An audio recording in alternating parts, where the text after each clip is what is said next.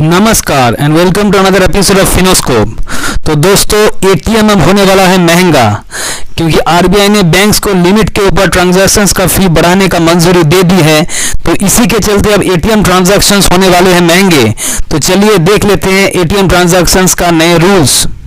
तो देखिए, अभी एटीएम का जो नया ट्रांजैक्शन चार्ज हुआ है वो हो गया है आपका 21 रुपये। ये पहले 20 रुपये का था, इसको अभी बढ़ा के 21 रुपये कर दिया गया है। इस चार्ज के ऊपर 18% जीएसटी लगता है, तो आपका टोटल चार्ज हो जाता है। जीएसटी का अमाउंट है आपका 18%, अगर मैं यहाँ पे जोड़ूँ तो होता है 3 रुपये 78 पैसे। तो ये इसको मिला के जो टोटल चार्ज होता है आपका वो होता है आपका 24 रुपये 78 पैसे। तो ये चार्ज लगता है एटीएम ट्रांजैक्शन के ऊपर। लेकिन हमें हर वक्त हम जब ट्रांजैक्शन करते हैं तब ये चार्ज नहीं लगता है, क्योंकि सरकार ने कुछ छूट दे रखी है। वो छूट के लिमिट क्या है वो हम जान लेंगे। तो देखिए, जैसे कि अगर आप अपने ही एटीएम से पैसा विड्रॉ करते हैं, मतलब समझ लीजिए कि आपके पास एसबीआई का एटीएम कार्ड है और आप एसबीआई के एटीएम से ही पैसा विड्रॉ कर रहे हैं, तो वैसे ट्रांजैक्शन के ऊपर 5 ट्रांजैक्शन, ठीक है ना, वैसे ट्रांजैक्शन अगर आप अपने ही एटीएम से पैसा विड्रॉ कर रहे हैं तो उस सिचुएशन में 5 ट्रांजैक्शन आपका फ्री है। लेकिन याद रखिएगा, इस 5 ट्रांजैक्शन में नॉन फाइनेंशियल ट्रांजैक्शन भी इंक्लूडेड है। नॉन फाइनेंशियल ट्रांजैक्शन का मतलब क्या होता है? नॉन फाइनेंशियल ट्रांजैक्शन का मतलब होता है आपका, जैसे कि समझ लीजिए कोई मिनी स्टेटमेंट निकालना या फिर पिन को चेंज करना या फिर बैलेंस इंक्वायरी करना, ये सब होता है आपका नॉन फाइनेंशियल ट्रांजैक्शन। तो इस 5 ट्रांजैक्शन फ्री ट्रांजैक्शंस में वो नॉन फाइनेंशियल ट्रांजैक्शंस भी ऐड होंगे, उसको भी काउंट किया जाएगा एक ट्रांजैक्शन की तरह। उसके बाद देखिए, अगर आप कोई दूसरा एटीएम यूज़ करते हैं, मतलब समझ लीजिए जैसे कि मैंने बताया कि आपके पास एसबीआई का एटीएम कार्ड है लेकिन आप पीएनबी का एटीएम मशीन यूज़ कर रहे हैं, उस सिचुएशन में एक डिवीजन आ जाता है। कैसा डिवीजन आ जाता है? मेट्रो और नॉन मेट्रो का, मेट्रो सिटी और नॉन मेट्रो सिटी का। अगर आप मेट्रो सिटी में रहते हैं तो, और ये सिचुएशन में है कि आपके पास एसबीआई का एटीएम कार्ड है और दूसरा एटीएम से आप पैसा निकाल रहे हैं, मतलब कि आप दूसरे बैंक के एटीएम यूज़ कर रहे हैं, तो उस सिचुएशन में मेट्रो सिटी में 3 ट्रांजैक्शंस फ्री है, ठीक है ना, और नॉन मेट्रो सिटी में 5 ट्रांजैक्शंस फ्री है। और याद रखिएगा, इसमें भी ये 3 ट्रांजैक्शंस में भी नॉन फाइनेंशियल ट्रांजैक्शंस इंक्लूडेड है, ठीक है। तो चलिए आगे बढ़ते हैं। अब ज़रा हम नज़र डाल लेते हैं कि मेट्रो सिटीज़, मतलब जैसे मैंने बताया कि मेट्रो सिटीज़ में 3 ट्रांजैक्शन फ्री है, तो वो कौन कौन से मेट्रो सिटीज़ है उसमें हम ज़रा नज़र डाल लेते हैं। तो देखिए, वो है आपका, पहला आता है मुंबई, उसके बाद दिल्ली, उसके बाद बेंगलुरु, उसके बाद चेन्नई, उसके बाद कोलकाता और फिर हैदराबाद, ठीक है। ये जो 6 मेट्रो सिटीज़ है, इसमें ये 6 जो सिटीज़ है इसको मेट्रो सिटीज़ के लिस्ट में डाला गया है, ठीक है।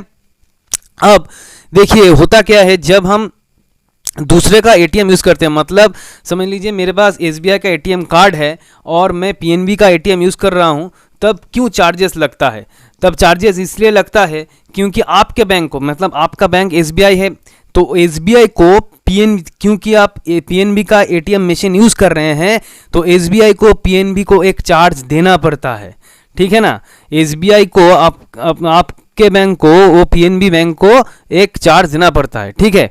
एसबीआई को पीएनबी बैंक को एक चार्ज पेमेंट करना पड़ता है, उसको कहा जाता है इंटर चार्ज फ्री, ठीक है ना, उससे कहा जाता है इंटर चार्ज फी। तो इंटर चार्ज फी क्या है? It is the fee paid by one bank for use of ATMs bye there customer at other bank. जैसे मैंने बताया कि आप एसबीआई के अकाउंट होल्डर है, आपके पास एसबीआई का एटीएम कार्ड है, और लेकिन आपने पैसा पीएनबी से विड्रॉ किया, तो एसबीआई को ये फ़ी पेमेंट करना पड़ेगा पीएनबी को, ठीक है ना। ओके, तो ये जो फ़ी है, इसी फ़ी के लिए आपका बैंक यानी एसबीआई आपसे वो जो लिमिट है, लिमिट के बाद जो ट्रांजैक्शंस होता है, वो ट्रांजैक्शंस के ऊपर एक फ़ी चार्ज करता है, ठीक है। तो देखिए, ये जो फ़ी है, ये फ़ी अभी बढ़ा दिया गया है। कैसे बढ़ा दिया गया है, मैं एक बार दिखा देता हूँ आपको। देखिए, ये जो फ़ी था, ये फाइनेंशियल ट्रांजैक्शन के लिए, ये जो इंटरचार्ज फ़ी था, ये फाइनेंशियल ट्रांजैक्शंस के लिए पहले था 15 रुपये का, अभी ये बढ़ा के हो गया 17 रुपये, ठीक है ना।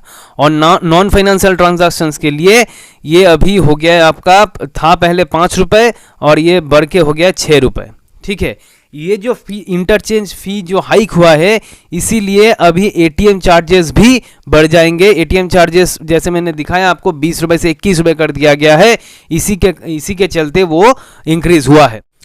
तो चलिए अब जान लेते हैं कि ये जो नया फीस है ये कब से लागू होंगे, कब से इफेक्ट होंगे। तो देखिए, रिजर्व बैंक ने कहा है कि जो इंटरचेंज फ़ी है, मतलब ये जो नया इंटरचेंज फीस है, मतलब जो एक बैंक दूसरे बैंक को देता है, जैसे मैंने समझाया, वो इफेक्टिव हो जाएंगे आपके 1 अगस्त 2021 से। ठीक है, जो नया इंटरचेंज फीस है वो इफेक्टिव हो जाएंगे आपका 1 अगस्त 2021 से। लेकिन यहाँ पे कस्टमर्स को थोड़े दिन के लिए राहत मिला है, क्योंकि जो नया एटीएम चार्जेस है वो आपके इफेक्ट होंगे 1 जनवरी 2022 से।